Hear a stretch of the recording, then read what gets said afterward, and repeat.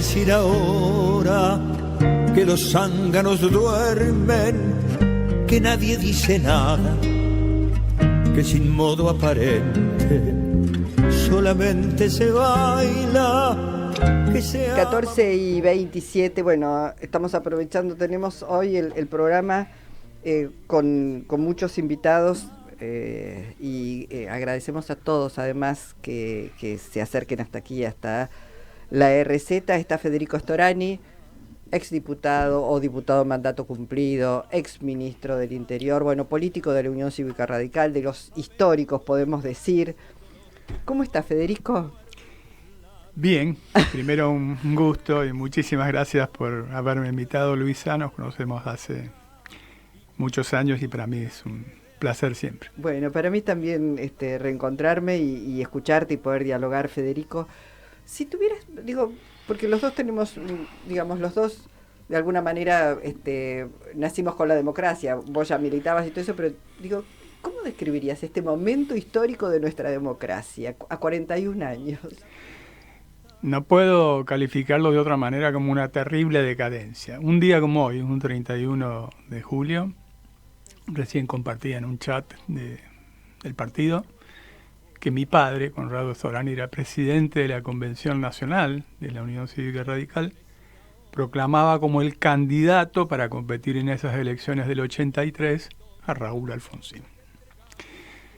Y terminaba con una pregunta: ¿qué nos ha pasado? ¿Qué nos ha pasado? Porque la verdad que, reitero el primer concepto, hemos vivido en una espiral de decadencia constante, ¿no? Y salvo algunos interregnos, es evidente que como sociedad nos hemos ido degradando en todos los aspectos, no solamente en lo económico, en lo social, sino también en lo cultural y en lo educativo y obviamente en lo político. Claro, digamos, no, el Parlamento, la política no es ajena a lo que viene pasando en las diferentes áreas en la Argentina. Yo no dejo de realmente sorprenderme cuando veo a un presidente de la nación como un agresor serial, uno podría decir. Agrede a los dirigentes políticos, agrede a la política, agrede a los países, digo, y lo que me sorprende no es que haga eso, sino la falta de reacción que existe. Bueno, dos temas sobre eso, ¿no? Primero que hay una situación global de expresión de lo que podría ser el crecimiento de la extrema derecha, que se manifiesta prácticamente en todo el mundo, salvo excepciones y con algunos pequeños frenos. Por ejemplo, en las últimas elecciones de Francia, que hubo un pequeño freno con la irrupción del Frente Popular, pero en las elecciones previas, en las parlamentarias europeas, fue prácticamente un auge de la derecha y extrema derecha. Por lo tanto, podríamos primero señalar que este fenómeno es un fenómeno de tipo global, que además tiene una antigüedad bastante significativa como para poder hacer un estudio preciso ya. Esto aparece con Atlas Network en el año 1981 y luego se van perfeccionando en métodos. Por supuesto que lo que sí cabe que nos preguntamos a propósito de tu pregunta es con respecto al caso argentino, y acá hay dos temas. Una cuestión que es muy subjetiva, es decir, siempre hay una tendencia a tratar de explicar a través de la psicología del personaje principal, en este caso el presidente de la nación, la cuestión, o si responde también a un patrón de objetividad. Bueno, yo estaría a mitad de camino. Para resumir, en la repartija nos tocó el peor. El más ignorante, el más brutal, el más agresivo. Después voy a hacer algunas comparaciones, si se quiere, pero también responde a una estrategia global. La estrategia global, que ya se manifestaba de manera muy, pero muy abierta con Steve Bannon, por ejemplo, principal consejero de Donald Trump inicialmente, y que luego se fue profundizando, pero también en el resto, en buena parte de los países occidentales supuestamente más avanzados. Claro, bueno, esto esto ocurre, digamos, nos toca el más agresivo, el más ignorante, el más brutal, el más odiador, si querés. Ahora, yo insisto, lo que a mí no deja de sorprenderme es que precisamente a este personaje se le entregan superpoderes. Se hacen discursos diciendo que es una barbaridad, que la democracia, que la república, y se le entregan los superpoderes. Entonces, creo que ahí hay una defección de la dirigencia política, digo, o por temor, o voy a ser grosera, o porque tienen la cola sucia, o por ambas cosas. Por lo que fuera, pero sí, lo califico incluso más duro. Yo creo que son claudicaciones inadmisibles. Son claudicaciones políticas. Porque, bueno, se sabía un poco lo que este hombre iba a plantear. No tiene nada que ver con el famoso anarcocapitalismo que él proclamaba en campaña.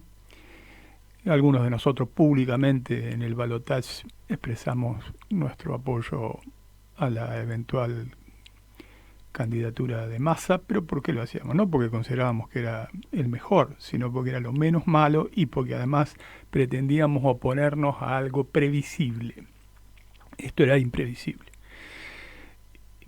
Aunque se presentaba como el cambio generalmente se asocia a lo nuevo generalmente se asocia a lo virtuoso.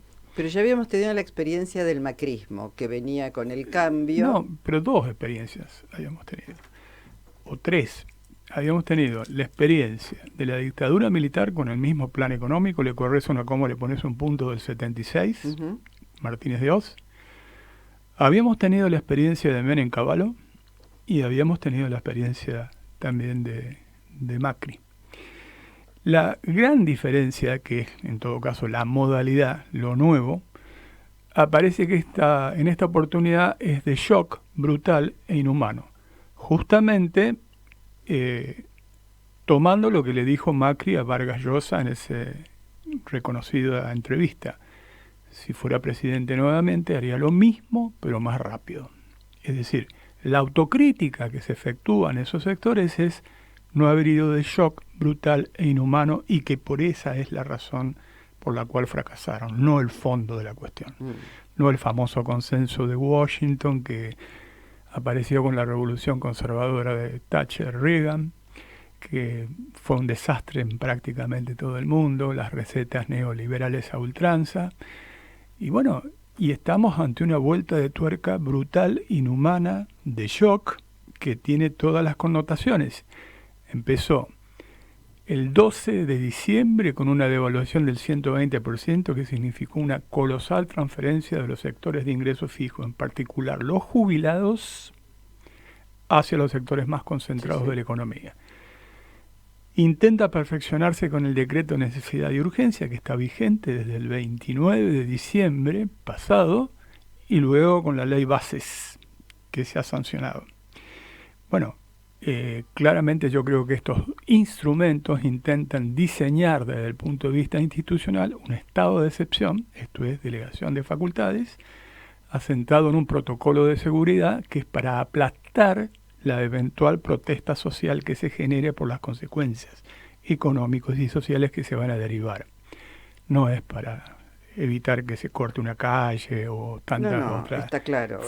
Estos programas ya los conocemos, digo, si uno sigue la historia, solamente se pueden aplicar con represión. No cierran de otra forma que no sea con represión. Y Argentina podría decirse que es un laboratorio político y social de experimentación, porque no es cualquier otro país. Tiene partidos políticos antiguos, tiene organizaciones sociales insertas, por ejemplo, del relevamiento hecho por SICSA de los sindicatos industriales, el 56% en la Argentina está sindicalizado, por ejemplo en Colombia es el 8%, tiene organizaciones sociales con determinados niveles de conciencia. El mensaje es que se puede en Argentina, se puede en cualquier otro lado. Y esto se está mirando desde el punto de vista internacional también con un alineamiento que, a pesar de la consigna del propio presidente, que era que no advertíamos que se había caído el muro de Berlín, el que no advirtió que se cayó el muro de Berlín es el propio Milei, que reproduce la lógica del conflicto este-oeste exacerbado al máximo posible. Ahora, este presidente, lo que uno ve, o este gobierno, lo que se advierte es que avanza. No importa si es anticonstitucional, no importa si no pasa por el Congreso. Acaba de sacar un decreto de necesidad de urgencia, un decreto de necesidad, sí, dándole fondos a la CIDE. Yo digo, no importa si se llama CIDE o se llama AFI, aunque también los nombres marcan, bueno, determinadas cuestiones, ¿no? Es una barbaridad, por esto que vos decís, porque digo, se corre un riesgo. ¿Para qué van a ser usados? Digo, parecería que no hay reacción. Espero que en el Parlamento es necesaria la unidad de determinados sectores que tienen claridad sobre esto que vos estás explicando, porque digo, si no, no hay salida, Federico. Estoy de acuerdo, por eso, a ver, yo estaba haciendo ir de mayor a menor, digamos, ¿no? La cantidad de instrumentos que están, por eso es imperdonable, es una claudicación desde mi punto de vista, no solamente haberle en algunos casos votado el decreto, felizmente se rechazó en el Senado, pero está vigente porque sabemos que necesita el doble rechazo de ambas cámaras, si no mantiene su vigencia, y luego se da una vuelta de tuerca más con la ley bases, que es un diseño de la economía primaria, donde aunque tenga éxito, entre comillas, la inmensa mayoría vamos a quedar afuera. El impacto sobre la pequeña y mediana empresa es brutal, la desocupación ya en 8 meses casi de gobierno ya vemos lo que está pasando. Exacto, está encubierta porque muchas empresas no despiden pero suspenden, sobre todo las que requieren mano de obra más calificada, metalmecánica, por ejemplo, porque saben que formar nuevos recursos humanos cuesta mucho, entonces se aferra a una expectativa de que pudiera haber algún tipo de reactivación. Bueno, y sigue la concentración en el sector financiero, porque no todos perdieron en esto. Hay un conjunto de empresas que han hecho ganancias, aunque han vendido mucho menos. Y esto se debe a que pagan mucho menos salarios y porque están en el circuito nuevamente de la bicicleta financiera, que no se ha cortado ni mucho menos. Por lo tanto, esta película la vimos, solo que es más brutal, más inhumanas y puede tener consecuencias desde el punto de vista político más graves. ¿Qué pasa con el partido? Con la Unión Cívica Radical. Digo, estoy pensando, el año próximo hay elecciones. ¿Y la Unión Cívica Radical qué va a hacer? Porque digo, en parte, Milei llega sin diputados, sin senadores y sale la ley bases, avanza. ¿Qué va a hacer la Unión Cívica Radical? Nosotros estamos haciendo o por lo menos un sector en lo que podemos y hemos obviamente apoyado las cosas que nos parecen bien, por ejemplo, la posición del presidente del Comité Nacional cuando se opuso al decreto de necesidad y urgencia y lo rechazó, fundamentando no solamente en la forma, que es manifiestamente inconstitucional, sino en el fondo, en lo que significaba.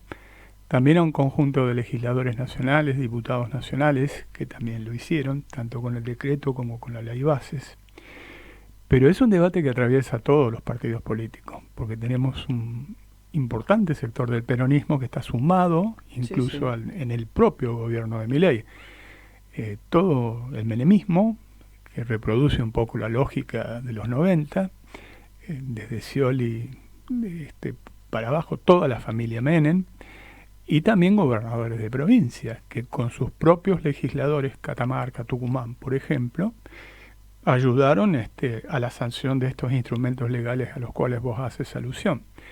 Por lo tanto, este es un debate que nos interpela a todo el conjunto político, pero también creo que insinuaste la solución. Desde mi punto de vista, lo único que corresponde acá es unir por la línea gruesa. Acá hay que desterrarlos antes, hay que ampliar la base de sustentación política para enfrentar una crisis que es extremadamente profunda y prolongada en el tiempo y tratar de buscar denominadores comunes que se conviertan en políticas de Estado para establecer un plan político alternativo para el futuro. Existe un precedente, que fue la salida de la crisis del 2001. Cuando dos grandes actores políticos en ese momento, Raúl Alfonsín y Eduardo Duhalde, fueron capaces de hacer un gobierno de coalición que inauguró un periodo virtuoso, que salió de la convertibilidad, que era otra trampa mortal, y que tuvo un periodo de crecimiento económico importante. ¿Ves, entre comillas, esa generosidad para digamos, gestar esa unidad, generar esa unidad, por lo menos por los trazos 4 o 5 puntos que son necesarios, dejando de lado, bueno, diferencias que las va a haber, pero porque digo, en esto le va la vida a los radicales, a los peronistas, a los socialistas, a todos, a la izquierda, a todos nos va la vida. Bueno, creo que es un proceso. Y ese debate lo único que podemos hacer es darlo y profundizarlo y militar en esa dirección. Yo creo que todavía, obviamente, la correlación de fuerza no nos favorece, porque estoy de acuerdo con vos. Esto sigue avanzando y profundizando este modelo con las consecuencias tan negativas que recién describía, pero también comienza a entrarle algunas balas, porque aún en el punto fuerte donde supuestamente eran más versados, yo digo verseros, pero versados, que es la cuestión del manejo financiero, no la llevan bien, el riesgo país está mal. Sigue saliendo oro por otra parte. Sí, Palazzo ha hecho una denuncia muy fundada, el diputado Sergio Palazzo, sobre cómo se llevan las reservas de oro, y no se sabe para qué, para tomar nuevos créditos, para sostener de manera ficticia el tipo de cambio. Es probable que haya, a pesar de que la devaluación fue brutal, con una brutal transferencia de ingresos, ya hay una presión para una nueva devaluación, es decir, más de lo mismo. Y yo creo que entonces le están entrando algunas balas, digamos, que van a ir corriendo el péndulo a la posibilidad de que haya mayor receptividad a nuestro mensaje. Y es un proceso, pero hay que militarlo con mucha energía. Bueno, una última pregunta, y cruzando los dedos para que esa unidad de las fuerzas nacionales y populares que realmente están alarmadas por el nivel de deterioro de nuestra sociedad, por los niveles de pobreza, por la desocupación, por la desindustrialización, etcétera, etcétera, digamos, sea la razón suficiente como para que esa unidad se pueda ir construyendo. Quería preguntarte si tenés opinión formada sobre lo que pasa en Corrientes, sobre la provincia de Corrientes, sobre el caso Loan y todo lo que aparece en superficie como, bueno, esas partes todavía feudales que tiene la República Argentina. Yo creo que lo de Corrientes, en todo caso, es la punta del iceberg de una situación que se da sistémica. Conforme a la información que nosotros tenemos, muy lamentablemente, dramáticamente, trágicamente, desaparecen entre 300, 400 chicos por año, algunos se conocen, otros no, en Argentina, y en Brasil 7, 8.000. Hay un sistema de delito internacionalizado de trata de personas, y obviamente es responsabilidad del poder político enfrentarlo, no hacer la vista gorda o no ser cómplice de esa situación. Es tan grave como enfrentar a otro delito transnacional como es el narcotráfico. Tiene el mismo nivel de responsabilidad. Él es Federico Storani. Federico, siempre es un gusto. Gracias por haberte acercado hasta la RZ. Bueno, para mí un gusto y a disposición para cualquier otro momento. Espero que para hablar de cosas más agradables. Ojalá, lo vamos a conseguir. Gracias. En Avellaneda lo que pagás vuelve. Tener tu tasa por